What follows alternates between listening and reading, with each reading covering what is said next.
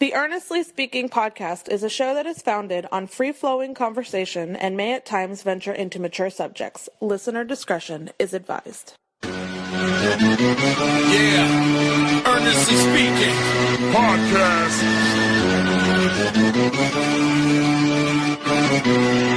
Let's get it. I'm a giant in New York, in Miami carry heat. So much more in store, my product can flood the street. Opinion Nation Godfather, CEO.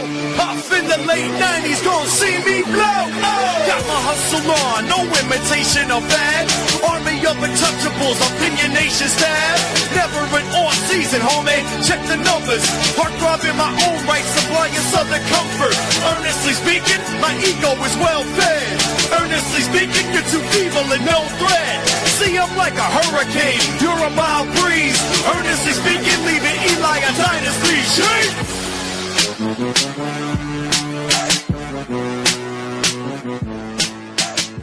Earnestly Podcast, coming to you May 25th, 2025. Recording this late night, Sunday night. Empty household here because the wifey is not here. She's out doing a girls' night somewhere, an 80s girl. What was it tonight? An 80s prom night. She came from work today. She came home. She dressed up. She was all looking like almost like Madonna or Tiffany. Those 80 pop stars from back in the day with the frizzy hair and like the weird looking dresses. Of course, the 80s. As you guys know, my 80s is my favorite era in culture. It was music, movies. It doesn't matter, even sports, to some degree. The 80s is my favorite era to reflect on. And of course, I'm born 1980, so couple of topics on the show to get to today, but of course, the podcast. Subscribe on Apple Podcasts on the audio side, of course. Apple Podcasts, Spotify, Google Podcasts, Stitcher Radio. Stitcher Radio is gone now. Amazon Music. And of course, on the video side, we are also coming to you live on YouTube, on Twitter, especially on, if you love the clips of the show, on TikTok at Earnestly Pod, YouTube at Earnestly Pod, Instagram at Earnestly Pod as well, too, also. But before I get into all these topics I had lined up today, first off, before I get to the first thing I want to talk about on the show, you guys have really been enjoying all the content on this feed as of late. As you guys know, we've thrown all the content I do at this point now is now thrown in this feed, whether it's the wrestling podcast, which you guys enjoy. I know you guys, especially some of you guys, have been giving some good feedback on the False Count Anywhere pod with myself and Rob the Genius. We've been going really hard at that in the last couple of weeks. I think about 14 episodes in.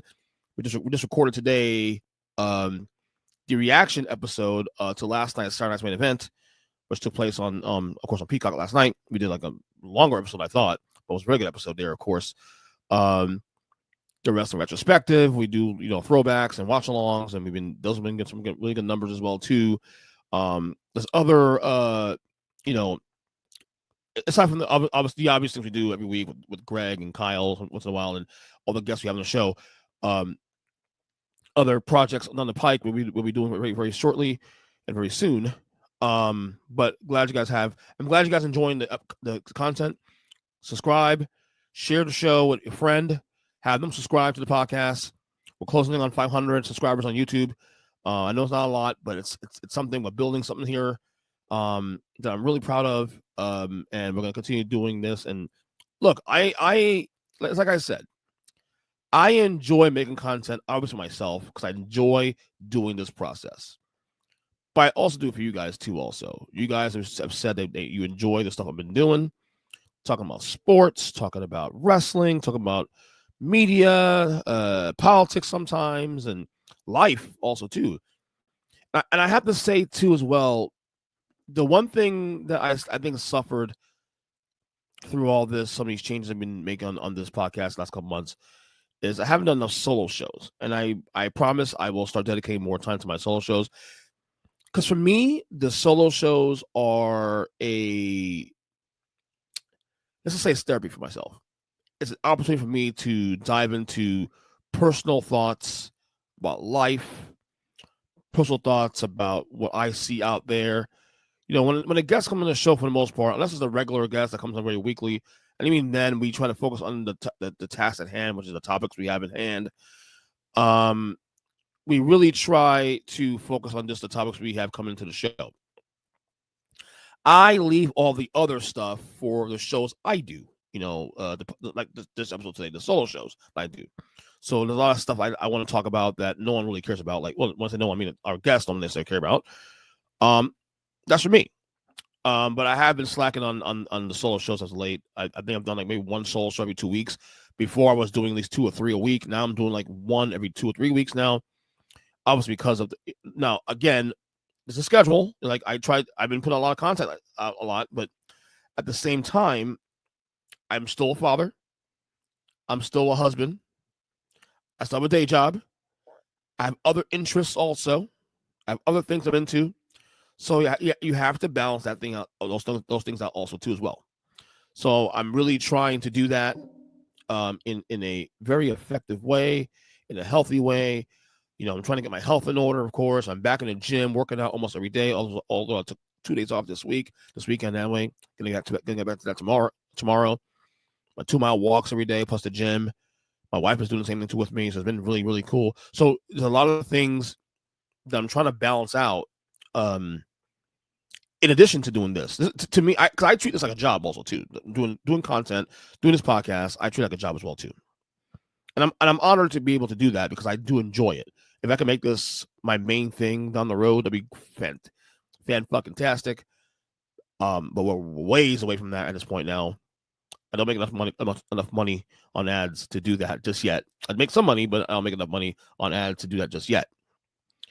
But the one thing I will say that I'm feeling good about, I'm a proud dad today. And I've been I'm always a proud dad for the record. I love my kids, age 12, age 8. But especially this weekend. So school's ending this week. This coming week is the last week of school. For the next 10 weeks, we're going to have the kids home. We're going to have a lot of activities, a lot of family trips coming up. Like I told you guys, we're going to Tampa in actually 2 weeks from today. We're going to Tampa to see Metallica in a concert, and then the very next day go to Orlando to go to Disney World. And we got a couple other trips this summer we got planned as a family, events, all that good stuff. So I'm looking forward to the summer. In the past, I used to always dread the summer because when the kids are home, that means I have really no space to do anything. I don't like depending on family to watch my kids all the time.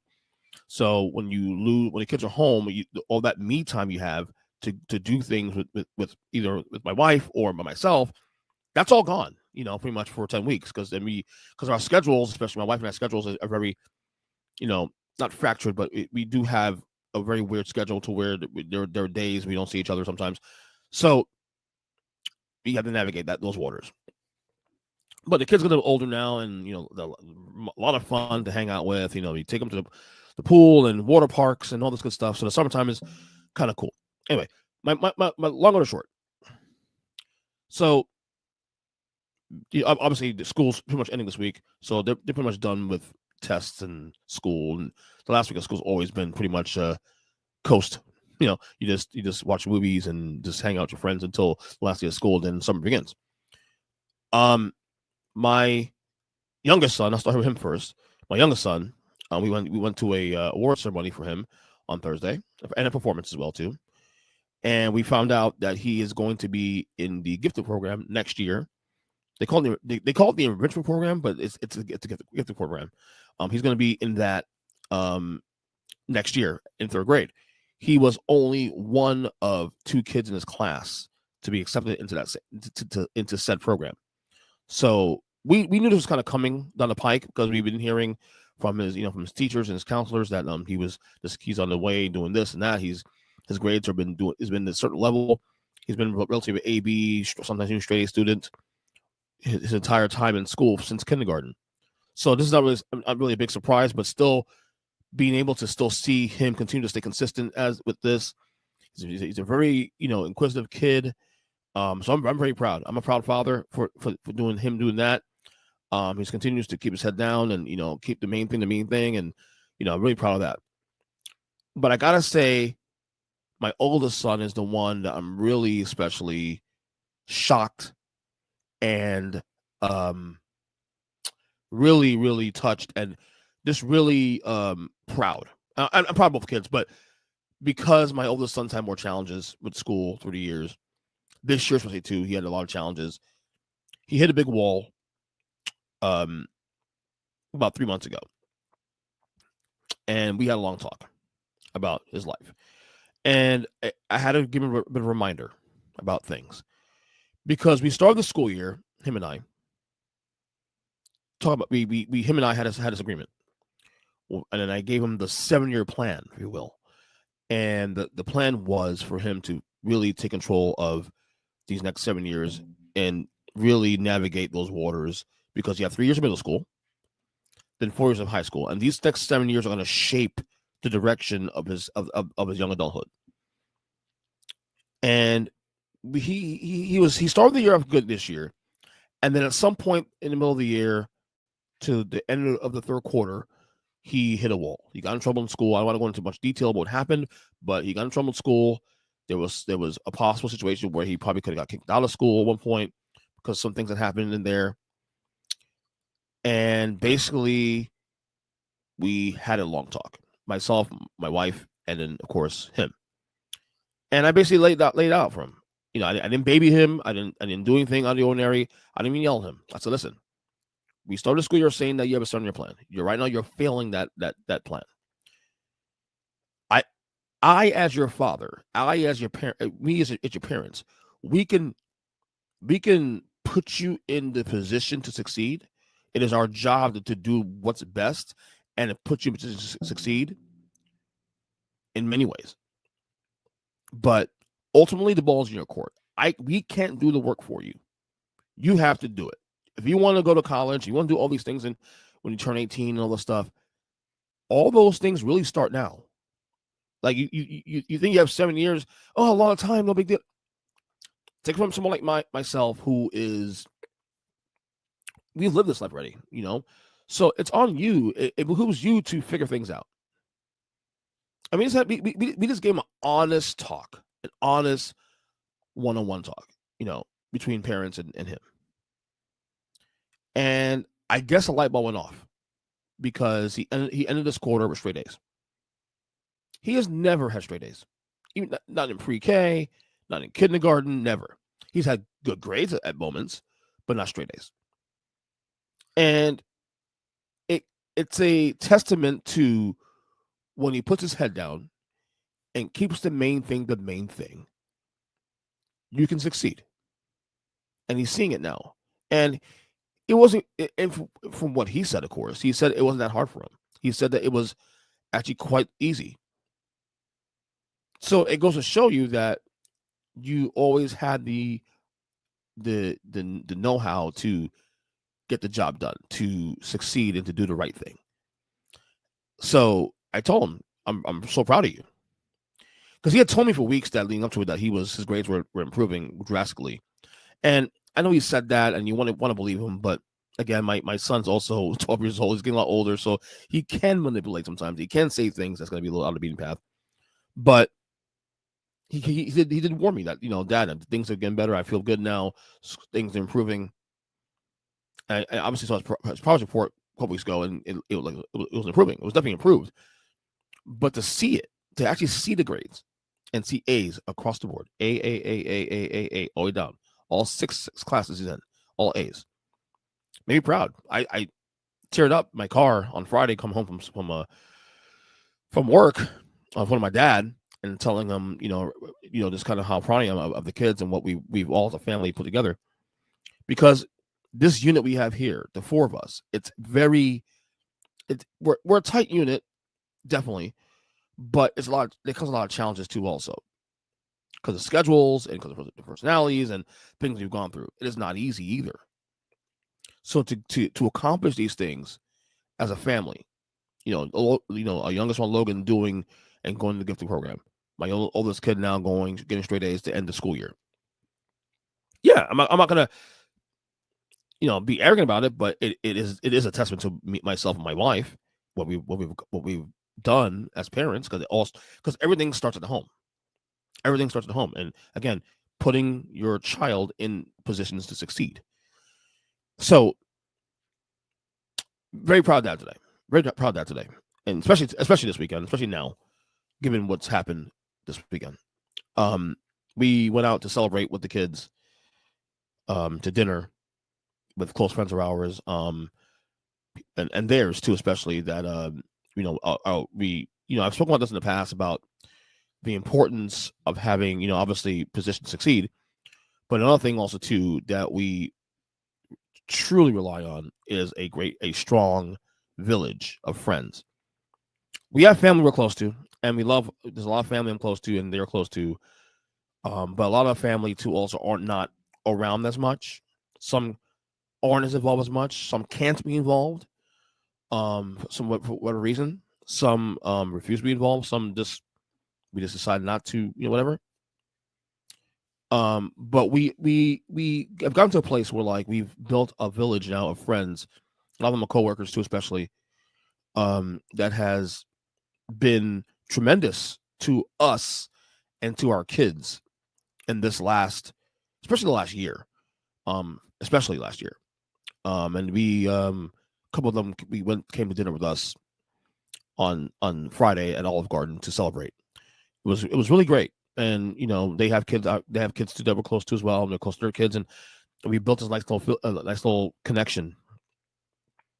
And, having those villages, it helps. It really does help. It makes the journey a lot easier for us, for them, for their kids, our kids.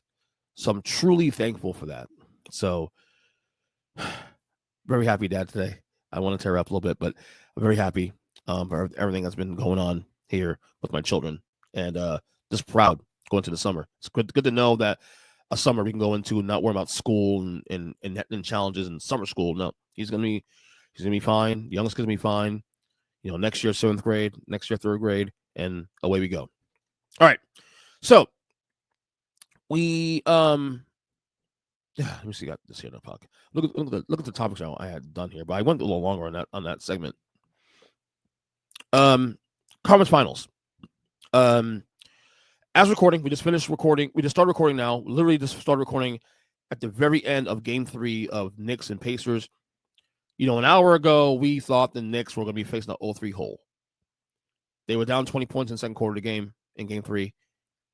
I tweeted out something immediately during the second quarter saying something to the effect of that, because there's a lot of Knicks fans I talk to, some of family, some of friends, who've been saying that the officials have been very one-sided toward Indiana in this series, and I think that's bullshit. Because first off, if you're a Knicks fan and you believe that the NBA wants Indiana and Indiana OKC finals in June, you're out of your fucking mind.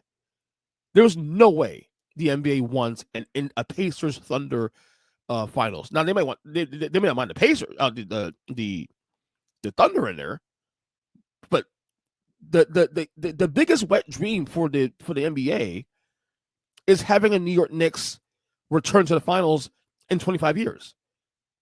So to sit there and say that the NBA is rigging this for Indiana is complete horseshit. Of course, the Knicks made a comeback in the third quarter. Karl-Anthony Towns went off in the fourth quarter. I think he got like 25 points in the fourth quarter. And the Knicks now made a series now, down on 2-1. Great comeback. And I said, even the game 2, that, while that it looked very bleak because they're down 0-2 going back to Indiana, I can still see New York winning both these games, because New York has actually played, to be honest with you, through this playoffs, they've been better on the road than home anyway. And Indiana has been better on the road than home. So to say that it was bleak for the Knicks to actually win this series, or to lose this, to come back win 2 games in Indiana was a bit over the top. And I mean, look, second quarter looked very bleak. It did. It looked very bleak in the second quarter, but they got the job done. We got a new series. And both these series really are 2-1 now. And look, the Knicks gave away game 1 anyway. So really, the Knicks should be up 2-1 right now. They should be up 2-1 right now. They gave away game 1. Okay, game 2 was a close one, but you give it to Indiana, they did their job. But they gave away game 1. So And look, and we'll have a lot of time talking about this on the podcast on Tuesday. We still have Greg Hernia on the show with us on Tuesday. We'll discuss this more in detail. Obviously, we'll be able to preview Game 4 on Tuesday on the show. But I still think Tom Thibodeau is the problem here. I think Tom Thibodeau's the ceiling. No, look, I think Tom Thibodeau saved his job by beating Boston in the last round. He saved his job. Although I could have seen a scenario that if New York got swept out of this in this conference finals, that maybe the New York management does indeed fight to build it and can him, because some of the things he's done this series coaching wise has been malpractice, without question. So Game 4's on Tuesday. We pretty much got a new series now. I still think Knicks in 7 I had before the series started. I'm not going to pivot off it now. If you ask me right now to go into Game 4, who thinks for the series? I don't know, because New York, Indiana, Indiana looks like the better team because they're deeper. But I've always said that top of mind, top of level, the Knicks have the better players on top. Like, if I told you to rank the top 10 players in the series, 3 of the 5 players in the series are all New York Knicks. I'd probably go Jalen Brunson in there, although he's been a turnstile in defense, and can't stay out of foul trouble. You put Cat in the top 3 as well, too. So you go Brunson, Halliburton, 1 and 2. Then you go Cat, maybe OG, then Siakam, then Mikal Bridges is your top 5 players in the series. So the Knicks, 3 out of 5 players, Knicks will have the advantage of that. But the Pacers are so deep, they go 10 deep. Whereas the Knicks really, and this is actually a Tom Thibodeau problem, they only go 7 deep, really. I mean, McBride's getting minutes now all of a sudden, but McBride got minutes today because Brunson was in foul trouble. So, look, this series not over yet. Game 4 is obviously a must-win for the Knicks here to tie this up, to go back to the Garden for Game 5. Well, we will see Game 5 anyway, but you'd rather see Game 5 with an even series. Meanwhile, out West, we thought that was going for a sweep or at least 5 games. I had Thunder in 5 before the series started, and we still might get there. But Game 3 was not even competitive. I turned the game on early first quarter, and OKC was down double digits already, and they never came back. That was never a game. They were down 10 in the first 5 minutes, and it never got below 10 ever again. They lost by 42 points. But people are saying, oh, what the hell? Minnesota came and blew them out in this series. Look, whether or not OKC won by a loss by 2 or 42, it's still only 1 loss. I still expect OKC tomorrow night or Monday, today, when you listen to this podcast, Game 4. I still expect OKC to bounce back and win Game 4. I think they'll put Game 3 behind them, and that'll be it. I had them in 5 when the series started. You had to figure Minnesota gets 1 game. Obviously, the way they won on game 3, Game 3 rather. A bit of an anomaly. 42. They're clearly not 42 points better than OKC, but at the same time, that game is what it was. Again, even though they, whether OKC lost by 2-42, doesn't matter. Still only 1 loss. They still lead the series 2-1. OKC is still clearly the better team, and no one's going to dispute that. Now, you see how Game 4 looks. If Minnesota comes out and wins Game 4, then I'll be a little bit. And even then, if they win Game 4, I'm still not worried. I'd get worried if OKC loses the home game. If they lose Game 5, let's say Minnesota wins Game 4, and then they go to OKC Game 5 and they win in Oklahoma City. Now I'm worried, obviously, because then you got Game 6 in Minnesota, which you got to win, of course, to save your season, and that will be the game that decides the series. But am I worried about the Thunder right now? Currently, no, I'm not at all. I still got Thunder in 5. I have them in 5, and I think it'll still go that way. All right, one last thing we got out here. I had a couple of topics I was want to do, but I think I'll save them for the next solo pod, which I'll probably do later in the week. The New York Mets just took 2 out of 3. I watched while I had on the. By the way, I have a great setup downstairs in my house, my townhouse. I have 3 TVs downstairs. Although the 2 TVs downstairs are like part of my kids' game room, but when I go to sleep, I use it for my sports. So I had obviously the Knicks game on the 1 TV, And another TV I had next to it, I had the Mets and Dodgers rubber game. Mets won the series two out of three. Against the Dodgers, the world champs. And I gotta say, this has been a very weird year. Like the Mets have had a great start, obviously. I think right now, I'm looking right now. Let me look real quick. As of this win, the Mets currently either in first or they're like tied for first in Philadelphia. Let me see. All right, so wow. So Philadelphia is on the roll. They won nine last 10 games. Currently, the Mets are 2 games behind the Phillies. See, I told you guys the Phillies going to get red hot. The Braves, after a slow start, are not too far back. They got Acuna back, who's on a roll. So yeah, the Phillies are red hot again. In fact, the Phillies, if I'm not mistaken, the Phillies right now have the best record in baseball. Who would have thought? My God, when you consider the way the season started, for the Phillies to have the best record in baseball is pretty sick. Yankees number 2, Detroit number 2, then the Mets third, the fourth in baseball. Look, long year to go. But I'm still impressed with the Mets. Just get in the playoffs. Just get in the playoffs and figure out from there, like last year. But I think for me, I kept telling people, even in April, and I said over and over in the podcast, I said over and over again on other platforms I've appeared on, that you don't want to get ahead of yourself. You still got all of June coming up. You got July and August, and you got trade deadline. And the Mets have, in the past, have hit a lot of walls where they start great and then they turn around. Last year they started slow. Actually, they had they started slow last year, and they were playing like absolute garbage, absolute dog water through May, and then the season turned around May 23rd, I think it was. But there's a lot more pressure this year too, also because of Juan Soto on the roster. P. Alonso's having a great year. This is a team that can definitely compete to go to the World Series. I still question if they could beat the Dodgers in a 7-game set. Obviously, if I had to choose between the Dodgers and the Mets, I'm going to pick the Dodgers. Not bullshitting you, just being real. I think we could beat Philadelphia. We need Juan Soto to step up. Juan Soto has what as of tonight, I think 8 home runs all year long, which is not horrible. But again, when you are the highest paid player in the history of the game, that's not enough. I still stand by what I said before the year started.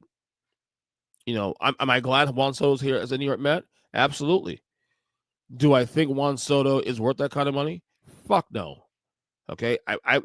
If I was Steve Cohen, I would rather put that money into the pitching staff and into getting quality players around what we have now.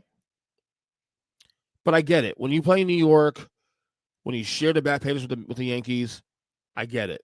You have to compete. You have to find ways to, win the back pages, and that's cool. It was cute, when was it December that we signed him? It was cute, the excitement. Oh, we got Soto, cool. But at the end of the day, the results are the results, and he's not even the best player on the team right now. If there's an argument, he may be the second best player on the team right now. Pete Alonso right now is the team MVP. And then you can make an argument that Francisco Lindor is the second best player on the team right now. So you look at it 2 ways. Soto is playing like shit, but 2 back in the division. But at the same time, Soto should turn things around between now and September. And that bodes well for the Mets moving forward. They're doing this in spite of Soto not playing well. The Mets hit a wall last week. They lost 2 out of 3 against the Yankees. They lost 2 out of 3 against the Red Sox. Then you had the Dodgers this weekend. And that of course, the Dodgers were the champs and the far and away best team in baseball, in my opinion anyway, even with the records notwithstanding. But they figured out to win the series. So I'll give them credit for that. Maybe this series is a sign of things to come. They turn things around. But man, Philadelphia right now is red hot.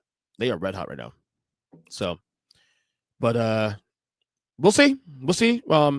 I would like for the Mets to find another arm, another pitching arm. Because the pitching staff has done pretty well this year, but I'm not confident this is a World Series pitching staff. I'm not confident that these guys can still close the deal when it's like go time. I'm still worried about that. I think the Mets could use another arm. People say, well, get another bat. No, first off, these guys should be good enough to hit the ball. You got a lineup of Nimmo. You got guys like Nimmo, Lindor, Soto, Alonso, McNeil. Who am I missing? Vientos, who had a phenomenal year last year. There's no excuse. They have the bats already to get the job done. Okay, and you added a guy in Juan Soto to the lineup to bolster that. They already added the bat they needed. The concern now is pitching, and while pitching has been decent this year so far, I'm still concerned that it won't be able to hold up. So we'll see how things play out for the Mets rest of the year. We got a long way to go. We got all summer, the dog days of summer. I love baseball, man. I do love baseball. You know, I may not talk about it enough on this podcast because I love. Obviously, I'm a basketball honk. Football's a big deal in the show when we get to the fall. But man, my first love is baseball, and you'll probably see a lot more baseball talk this year on the show. Probably this summer, a lot more talk this summer about baseball. Not necessarily, you know, the nuts and bolts of it all, but more so personally what I feel in the season right now. But that's it for me. I'm on Twitter at EJ Christian 7, or X rather at EJ Christian 7. Earnestly podcast, of course, on all podcast catchers. Check out all the content, especially too we have on the show, on the feed, on YouTube, especially too. Subscribe on YouTube at Earnestly Pod on YouTube, Earnestly Pod on TikTok, on Instagram, or else. I'm really tired. I gotta work tomorrow. I'm going to sleep. Some of these other topics I had ready for tonight, I'll touch on those later in the week. Because they're pretty evergreen anyway. So anyway, talk to you guys soon. Love you guys. Take care and see ya.